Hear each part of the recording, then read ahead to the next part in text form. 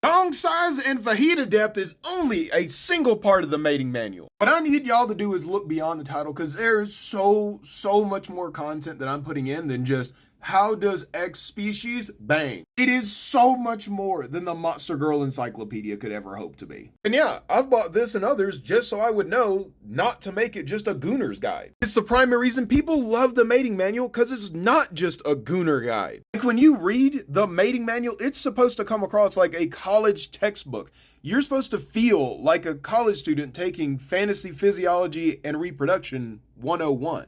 Come on, guys, it literally has anatomy breakdowns. Yes, there is some talk of reproduction, but I don't write it in a titillating manner like you're reading some spicy book. Like, I do my absolute best to write it as if an observer is writing something factually for somebody. Yes, there is nudity in the book because it is supposed to be a guide to these species. I want to just show you what I have worked on so far for the Cyclops so you can get an understanding of how much more this book is. For example, with the Cyclopses, you have an entire two pages just talking about their political structure and what their society setup is like. You learn about each of their main political officers. You learn how their elections are set up. You literally have quotes from these individuals. And when I say individuals, I mean the research teams and their support staff. Like, Lich Barbie is an actual political advisor within this world, and he is giving commentary on the political structure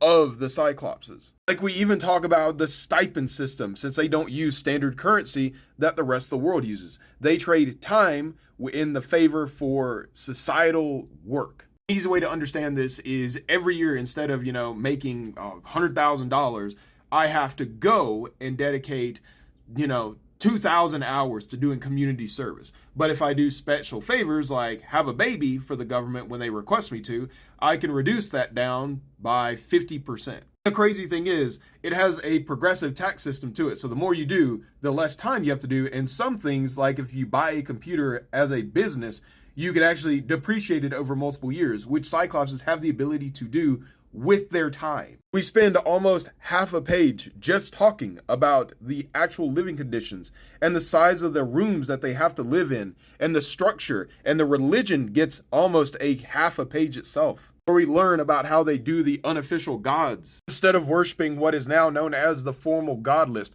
which are gods that are actively here and recognized by the majority of the world. Like, this is going to be one of the illustrations for Sharel, the unlimited eye, the thing that they worship as a god. And then when we actually get into the dating component of it, so far, there is virtually no sex discussed in the dating and courtship, because we dive into the actually how do they date, what are the different dating structures. Like, their marriage thing is called matching, which so far has over half a page dedicated to it. We address whether or not they're going to have polygamy there.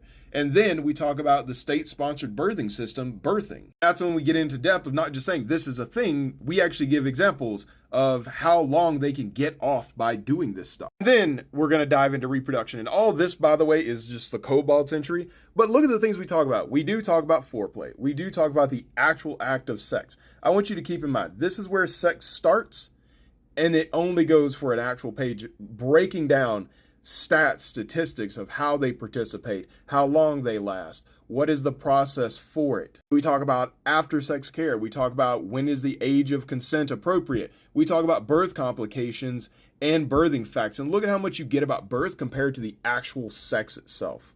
We actually list out like birth complications that they could face, and we give it in a chart. Look at all that information beyond just Gooner. We're going to be talking about species viability with the Cyclopses and other species. Then we're going to talk about how to raise kids. Look at all of this information about just raising kids.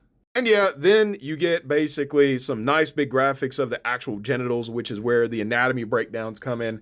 And yeah, you're going to get a lot of information, but let me just show you the type of information. It is also noted that the VC is usually 12 inches in length, covered in sperm ports. Sperm ports are openings within the VC that are allowing entry into either the left or right cervical chamber or the cervix located at the back of the VC. Do you see how it's written? It's not written in a Gooner way. For my Gooners, whenever we get to the foreign species breeding section is where they actually begin having actual intimacy with other races.